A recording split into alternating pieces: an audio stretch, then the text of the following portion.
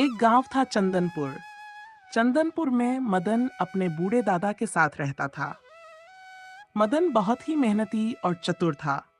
वह दूसरों के खेतों में काम धंधा करके जीवन यापन करता था। अगर किसी दिन लोगों के खेतों में काम नहीं मिलता तो वह जंगल में लकड़ियां काटने चला जाता।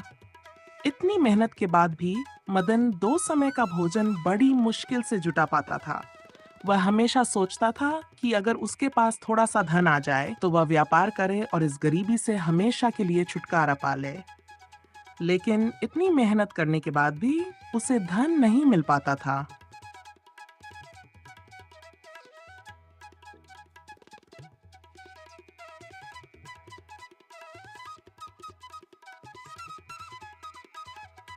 मदन के दादा बहुत बूढ़े हो चुके थे और उन्हें देखकर ऐसा लगता था मानो वे जल्द ही इस दुनिया को छोड़ देंगे।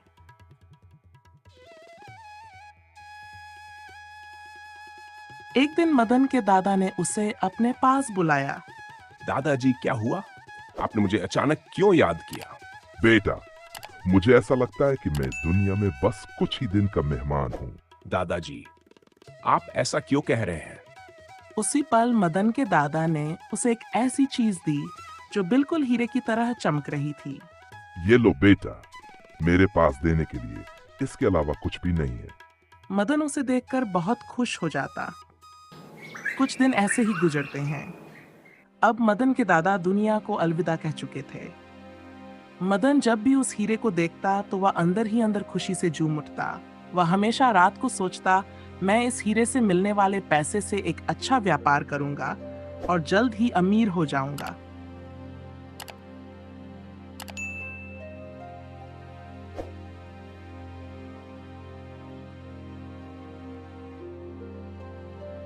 एक दिन मदन गांव के सुनार के पास जाता है।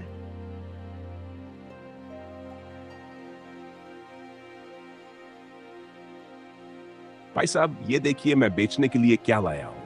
आप इसके कितने रुपए देंगे, बताइए। हीरे को सुनार ने ध्यान से देखा और फिर मदन से कहा, अरे मदन भाई, ये क्या उठा लाए हो? ये कोई हीरा वीरा नहीं है, ये तो एक साधारण कांच का टुकड़ा है। यह सुनकर तो जैसे मदन के पैरों तले जमीन ही खिसक गई। वह अंदर ही अंदर बहुत दुखी हो गया और अपना हीरा लेकर वापस अपने घर की ओर चल पड़ा।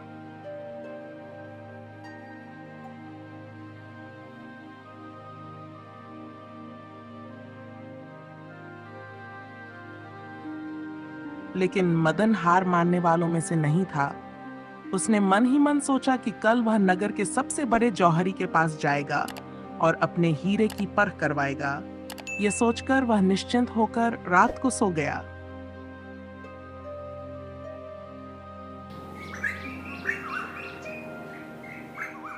अगली सुबह मदन हीरा बेचने के इरादे से शहर की ओर रवाना हो गया।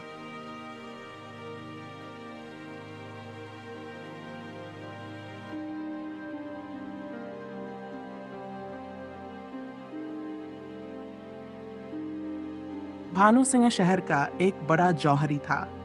उसके पास राजा, महाराजा, मंत्री और बड़े बड़े जमींदार खरीदारी करने आते थे। कुछ देर बाद मदन भी वहां आ गया। प्रणाम महोदय, मैं आपके पास बहुत दूर से ये हीरा लेकर आया हूँ। आप इसे देखकर बताइए, इसका मूल्य कितना देंगे? भानु सिंह ने हीरे को गहरी नजर से परखा। उसकी भौहें तन गईं और वह गुस्से से गरजकर बोला, ये क्या मजाक है? तुमने मुझे पागल समझ रखा है क्या? ये कोई हीरा नहीं, बल्कि एक साधारण पत्थर का टुकड़ा है जिसे तुम चालाकी से हीरा बताकर मुझे धोखा देने की कोशिश कर रहे हो। मेरे पास ऐसी बेकार और घटिया चीजों के लिए बिल्कुल भी समय नहीं है। अपना ये टुकड़ा तुरंत उठाओ और यहाँ से फौरन चले जाओ, वरना मैं तुम्हें बाहर निकलवा दूंगा। तुम इसे सिर्फ एक पत्थर का टुकड़ा समझते हो? ऐसा हो नहीं सकता। ये तो हमारे खानदान की शान है, मेरी आन बान शोहरत है। ये वही खानदानी हीरा है जो मेरे दादाजी ने बड़ी मेहनत और मोहब्बत से मुझे दिया था। अब घर में कुछ मुश्किलें आई हैं, इसलिए सोचा इसे बेचकर थोड़ा सा सहारा मिल जाए। इतना सुनकर भानु सिंह ने फिर से हीरा लिया और ध्यान से देखते हुए बोला, माफ करना भाई, मगर ये हीरा नहीं, सिर्फ कांच का टुकड़ा है। मैं इतना पारखी हूं कि किसी भी हीरे को बस एक नजर में पहचान सकता हूं। उसकी चमक, रंग और कट देखते ही मैं बता देता हूं कि उसकी असली कीमत कितनी होगी और वो सच में हीरा है या नहीं। भाई साहब, मेरी आपसे एक गुजारिश है। अगर आप ये हीरा खरीद नहीं सकते तो इसे अपने पास ही रखिए। अगर कोई ग्राहक आया तो बेच दीजिएगा, वरना कुछ दिन बाद मैं आकर इसे वापस ले जाऊंगा। उम्मीद है आप मेरी बात समझेंगे और मदद करें। मदन की गिड़गिड़ाहट देखकर भानु सिंह का दिल पसीज गया और वह हीरा अपनी दुकान में रखने को राजी हो गया। भाई, इस हीरे को आपके हिसाब से कितने मूल्य में आप इस हीरे की कीमत ग्राहकों को 20,000 रुपये ही बताइए। कोई बात हो तो मुझे सूचित कर दीजिएगा। इतना कहकर मदन अपने घर लौट जाता है।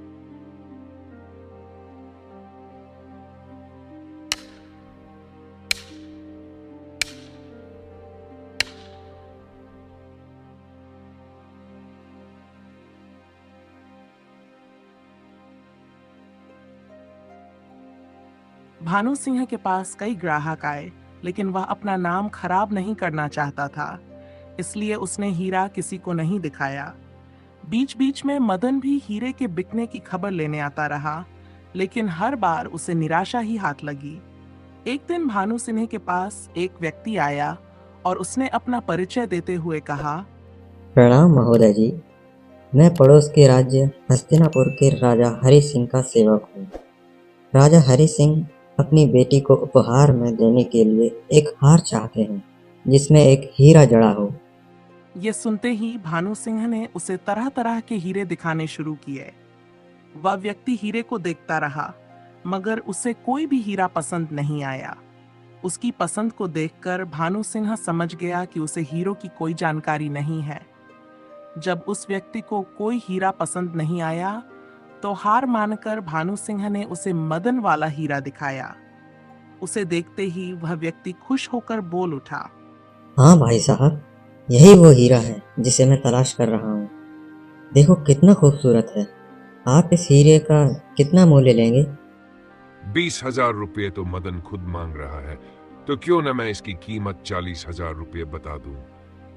इस तरह मुझे सीधे 20,000 रुपये का मुनाफा हो जाएगा और बिना किसी मेहनत के अच्छा खासा लाभ मेरे हाथ लग जाएगा। भाई साहब, ये कोई साधारण पत्थर नहीं है, बल्कि बेशकीमती हीरा है। इसकी कीमत 40,000 रुपये है और इतना दाम इसकी चमक और खूबसूरती के सामने बिल्कुल उचित। महोदय, मैं इतने रुपए तो लेकर नहीं आया, पर मेरे पास 5,000 रुपये हैं।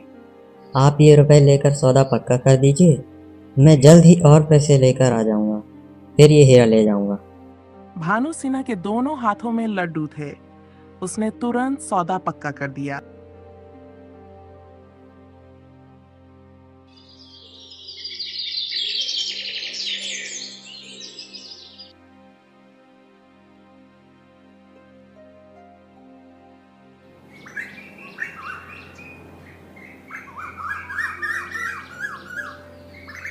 इस घटना के 2 दिन बाद मदन आया और अपने हीरे के बारे में पूछने लगा। भाई साहब, मेरा हीरा बिका या नहीं? अभी तक तो नहीं, लेकिन कोशिश जारी है। ठीक है, कोई बात नहीं। आप मेरा हीरा वापस कर दीजिए। मैंने सुना है कि उस हीरे की खोज में कोई बड़ा व्यापारी भटक रहा है। मैं अपना हीरा वहीं बेचने की सोच रहा हूं। अगर मैंने हीरा वापस कर दिया तो मुझे पूरे 20,000 रुपये का नुकसान हो जाएगा। इससे अच्छा तो यह होगा कि मैं 20,000 रुपये देकर यह हीरा खुद ही खरीद लूं। मदन भाई, मैं कई दिनों से सोच रहा था कि क्यों न यह हीरा मैं ही खरीद लूं। सच कहूं तो मुझे इसकी चमक और खूबसूरती बहुत भा गई है। मैं इसे किसी और के पास जाते नहीं देखना चाहता। तो लीजिए, अपने पूरे 20,000 रुपये अभी यहीं रख रहा हूं।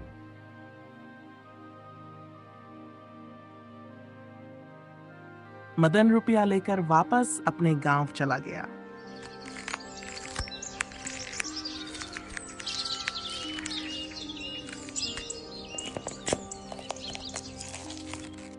इधर भानु सिंह उस व्यक्ति का इंतजार करने लगा जो हीरा खरीदने की बात करके गया था। धीरे धीरे 1 महीना गुजर गया, लेकिन वह व्यक्ति वापस नहीं आया। अब भानु सिंह को शक होने लगा। लेकिन वह क्या करता? उसने सोचा, अगर नन्नगढ़ कोतवाल से शिकायत भी करूं तो नुकसान उसी का होगा। लोग कहेंगे इतना बड़ा व्यापारी होकर एक आम व्यक्ति से ठगा गया। ये सोचकर उसने किसी से कुछ नहीं कहा। असल में वह व्यक्ति किसी राजा का सेवक नहीं था, बल्कि मदन का मित्र था, जिसे मदन ने योजना बनाकर भानु सिन्हा के पास भेजा था। इस तरह एक साधारण मदन ने भानु सिन्हा जैसे बड़े जौहरी को ठग लिया।